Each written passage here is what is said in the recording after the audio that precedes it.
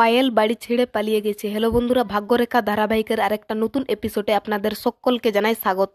ভাগ্যরেখা ধারাবাহিকের 192 নম্বর এপিসোডের প্রথম শুরুতেই আপনারা দেখতে পাবেন পায়েলকে ত্রিপাঠী পরিবার থেকে বের করবার জন্য অভয় আর শ্রদ্ধা মিলে একটা প্ল্যান করতে থাকে। আর সেই প্ল্যান অনুযায়ী অভয় পায়েলের ঘরে যায়। পায়েল অভয়কে তার ঘরে দেখতে পেয়ে কিছুটা ভয় পেয়ে গিয়ে বলে, বলুন। তারপর অভয় বলে, পায়েল তুমি আমাকে ক্ষমা করে দাও, আমি তোমাকে অনেক বকেছি, মানে আমি কাজের চাপে সময় পাইনি, আর এদিকে তোমার 8 মাস চলছে, তাই আল্ট্রাসাউন্ড করবার জন্য ডাক্তারের কাছে যাওয়ার সময় আমি পেয়েছি, তুমি কি আমার সঙ্গে যাবে? তারপর পায়েল বলল, ঠিক আছে যাব। অন্যদিকে শ্রদ্ধা তার বাবা মায়ের বাড়িতে যাওয়ার জন্য ব্যাগপত্র গুছিয়ে বাইরে বেরিয়ে এসেছে। আর ঠিক তখনই শ্রদ্ধা শাশুড়ি বলে ওঠে, আমরা তো এটাই বুঝতে পারছি না তুমি কেন তোমার বাবা মায়ের বাড়িতে যেতে চাইছো, তোমার তো এখন 8 মাস চলছে। আর সেই সময় সোনিয়া সেখানে এসে বলে, কে কোথায় যাওয়ার কথা হচ্ছে? তনুজা আন্টি। সঙ্গে সঙ্গে ঋতু পিসি জবাব দিল, শ্রদ্ধা যেতে চাইছে, কারণ শ্বশুর বাড়িতে তার অনেক কাজ করতে হচ্ছে তাই। তারপর শ্রদ্ধা বলল, এইরকম নয় পিসিমা, আমি অনেকদিন ধরে মায়ের সঙ্গে সময় কাটাইনি তাই যাচ্ছি। তনুজা বলল, সেখানে গিয়ে তোমার কি হবে যেখানে তোমার মা বাবা আর বাবলু বাড়িতে নেই? তখন শ্রদ্ধা বলল, মা বাবা বাবলু তো খুব তাড়াতাড়ি আসবে। কিন্তু শ্রদ্ধা মনে মনে ভাবতে থাকে, সবার খুব খারাপ লাগছে, কিন্তু কি করব, পায়েলের জন্য সবাই খাতরায় পড়ে যাচ্ছে। তারপর শ্রদ্ধা তার শাশুড়িকে বলল, আপনি চিন্তা করবেন না, আমি আমার দায়িত্বগুলোকে খুব ভালোভাবে নেব। এই বলে সোনি আর আরতি শ্রদ্ধাকে তার বাবা মায়ের বাড়িতে পৌঁছে দিতে গেল। অন্যদিকে অভয় পায়েলকে ডাক্তারের কাছে দেখিয়ে ফিরছে। হঠাৎ পায়েল জিজ্ঞাসা করলো, আমরা বাড়িই তো ফিরছি অভয়? তখন অভয়ের ফোনে একটা মেসেজ শ্রদ্ধা পাঠিয়ে দেয়। তারপর অভয় সেই মেসেজটা দেখে পায়েলকে বলে, এখন না, আজকে আমি তোমাকে একটা দারুণ জায়গায় নিয়ে যাব। অভয়ের এই কথা শুনে পায়েল খুব খুশি হয়ে বলে, ঠিক আছে। তারপর অভয় পায়েলকে সঙ্গে করে শ্রদ্ধার বাবা মার বাড়িতে নিয়ে যায়। কিন্তু অভয় পায়েলের দুটো চোখকে কাপড়ে বেঁধে দিয়েছে, তাই পায়েল বুঝতে পারেনি অভয় তাকে কোন জায়গায় নিয়ে গেছে। পায়েল আর অপেক্ষা করতে না পেরে অভয়কে বলল, তুমি আমাকে কোথায় নিয়ে এসেছো, না হলে আমি আমার চোখের কাপড়গুলোকে খুলে দিচ্ছি। কোনো পার্টি প্ল্যান আছে নাকি কোনো পিকনিক? কিছু তো আমাকে বলো, আমার মাথায় অনেকগুলো প্রশ্ন চলে আসছে। তারপর অভয় পায়েলকে বলল, তুমি না একটুও অপেক্ষা করতে জানো না, তুমি নিজে নিজে জিজ্ঞাসা করো আমি তোমাকে কোথায় নিয়ে এসেছি। তখন পায়েল বলল, তুমি আমাকে পিকনিকে নিয়ে এসেছো মনে হচ্ছে। সঙ্গে সঙ্গে শ্রদ্ধা বলে উঠলো, তোমরা কি আমাকে ভুলে গেছো, একা একা পিকনিকে চলে এসেছো? তারপর পায়েল শ্রদ্ধাকে সেখানে দেখতে পেয়ে ভীষণ রেগে যায়। কিছুক্ষণ কথাবার্তার পর পায়েল দেখতে পায় তার জিনিসপত্রগুলো সেখানে রাখা রয়েছে, কিন্তু ঠিক তখনই পায়েল বুঝতে পারে এটা তাদের দুজনের নতুন চাল। তখন পায়েল মনে মনে ভাবতে থাকে, তোমরা আমাকে যতই আটকাবার চেষ্টা করো, আমি আটকে থাকার মেয়ে নয়। রাতের বেলা যখন সবাই শুয়ে পড়ে শ্রদ্ধার কিছুটা অস্বস্তি বোধ হয়, সে অভয়কে ডাকে এবং চা খাওয়ার জন্য কিচেনের দিকে যায়। তখনই তারা দেখতে পায় যে সামনের দরজাটা খোলা আছে। তারা বুঝতে পেরে যায় যে পায়েল ঘর থেকে পালিয়ে গেছে। পায়েলের এভাবে চলে যাওয়ায় শ্রদ্ধার খুব খারাপ লেগে যায়। তারপর শ্রদ্ধা বলল, পায়েল এভাবে আমাদের বাচ্চাকে নিয়ে কিভাবে পালিয়ে যেতে পারে? পায়েল বাড়ি ছেড়ে কোথায় চলে গেছে এটা জানার জন্য আমাদের এই চ্যানেলটিকে সাবস্ক্রাইব করে রাখুন, যাতে করে ভাগ্যরেখা ধারাবাহিকের প্রত্যেকটি আপডেট সবার আগে পাওয়ার জন্য।